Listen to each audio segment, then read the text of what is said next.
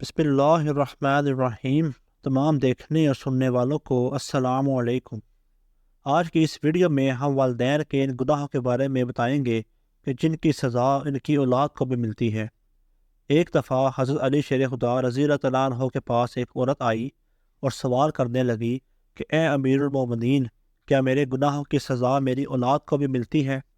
آپ رضی اللہ تعالیٰ عنہ نے اس سے فرمایا کہ ہاں، ماں باپ کے 5 ایسے گناہ جن کی سزا اولاد کو بھی ملتی ہے۔ وہ 5 عمل ایسے ہیں جس سے اولاد کا تعلق جڑ جاتا ہے۔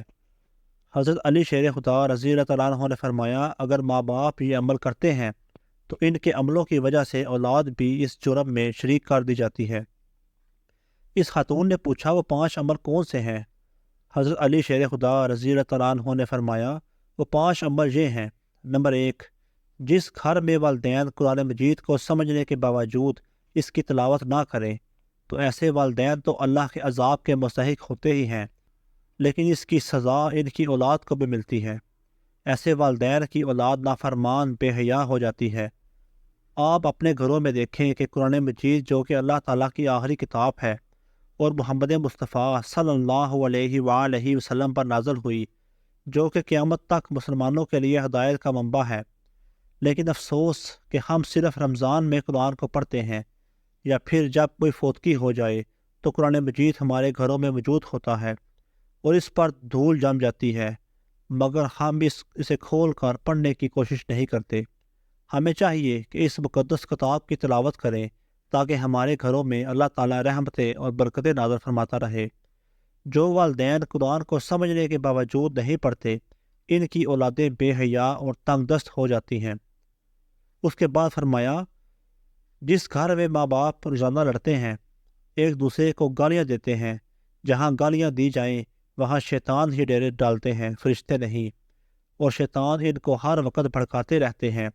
آپ خود سوچیں کہ جس گھر میں ہر وقت شیطان کا بسیرا ہو، فرشتے وہاں نہ آئیں تو ایسا گھر تو جہنم ہی ہوگا، کیونکہ فرشتے تو یہودیوں اور مشرکوں کے گھر میں نہیں آتے۔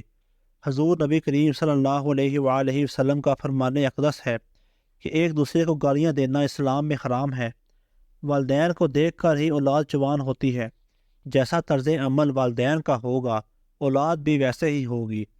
جن بچوں نے ساری عمر اپنے والدین کو لڑائی جھگڑا کرتے، گالیاں نکالتے دیکھا، تو ایسی اولاد سے والدین کیسے توقع رکھ سکتے ہیں کہ ان کی اولاد فرما بردار ہوگی؟ اس لیے حضرت علی رضی اللہ تعالیٰ عنہ نے فرمایا کہ ماں باپ کو چاہیے کہ دین اسلام میں بات چیت کے جو طریقے بتائے گئے ہیں ان پر عمل کریں تاکہ ان کی اولادوں کی تربیت درست طریقے سے ہو۔ اس طرح آپ کی اولادیں نافرمان اور بے حیا نہیں ہوں گی۔ اپنے گھروں میں نیکی کی باتیں پھیلائیں اور اپنی اولاد کو نیکی کا درس دیں۔ اپنی بیٹیوں کو حضرت فاطمہ الزہرا رضی اللہ تعالیٰ عنہ اور حضرت عائشہ صدیقہ رضی اللہ تعالیٰ عنہ کے واقعات بتایا کریں، ان کے طرز زندگی کے متعلق بتایا کریں تاکہ ہماری بیٹیاں با حیا اور پردہ دار ہوں۔ اس کے بعد مولا علی شیر خدا رضی اللہ تعالیٰ عنہ فرماتے ہیں کہ ماں باپ کی بے پردگی کی وجہ سے ان کی اولادوں پر بیماریوں کا حملہ ہوتا ہے۔ صحیح بخاری میں حضرت ابو ہریرہ رضی اللہ تعالیٰ عنہ سے روایت ہے کہ نبی کریم صلی اللہ علیہ وآلہ وسلم نے فرمایا کہ پردہ عورت پر واجب ہے، جبکہ بے پردہ عورت پر جہنم واجب ہے۔ جس گھر میں بے حیائی اور بے پردگی ہوتی ہے تو اللہ کے فرشتے ایسے گھروں میں رہنے والوں کے لیے بد دعا کرتے ہیں، اور شیطان ایسے گھروں کو اپنا بسیرا بنا لیتے ہیں جہاں بے پردگی عام ہو۔ اس گھر کی اولادیں بے حیا، نافرمان اور غلط کاموں کا شکار ہو جاتی ہیں۔ یہی نہیں بلکہ پریشانیاں اور مصیبتیں ایسی اولاد کا مقدر بنتی ہیں۔ یہ ان کے والدین کی بے پردگی کی وجہ سے ہوتا ہے۔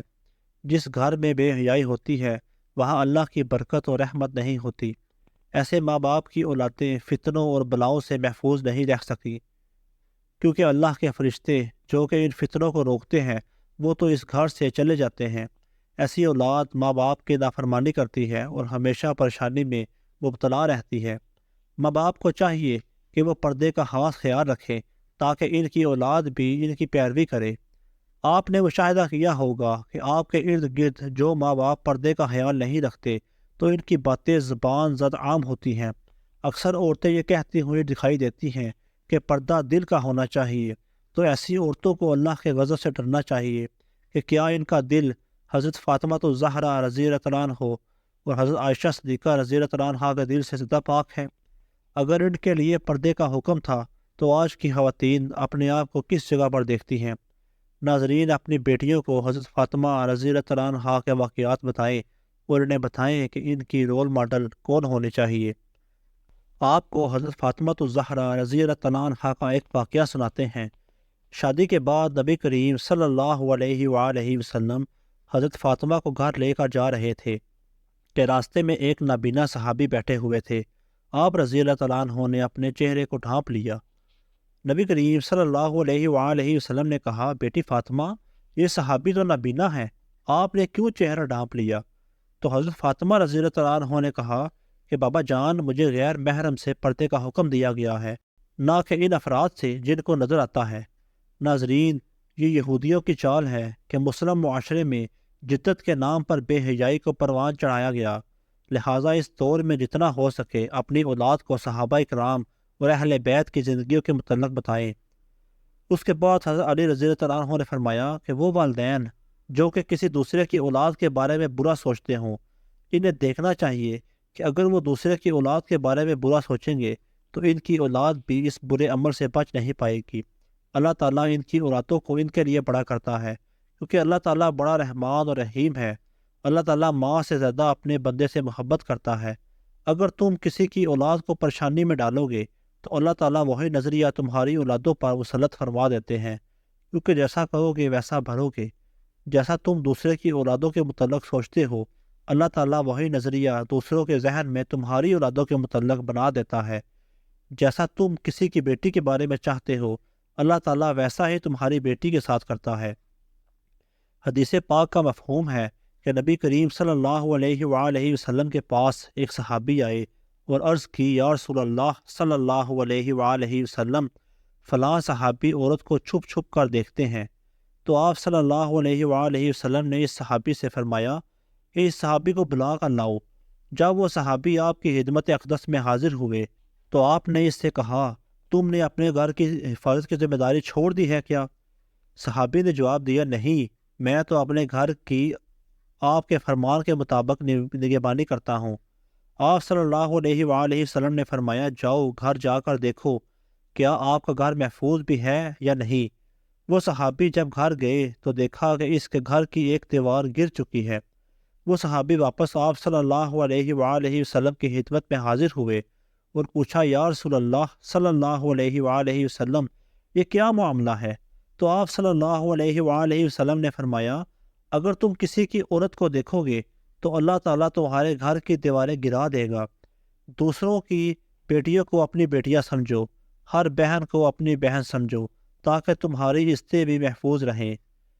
نمبر 5، حضرت علی رضی اللہ عنہ نے فرمایا، جو ماں باپ اپنے گھر میں حلال حرام کا فرق نہیں کرتے، حرام وہ نہیں کہ حرام جانور کا گوشت کھا لیا جائے یا کوئی حرام چیز کھا لی جائے، یہ تو قطعاً حرام ہے۔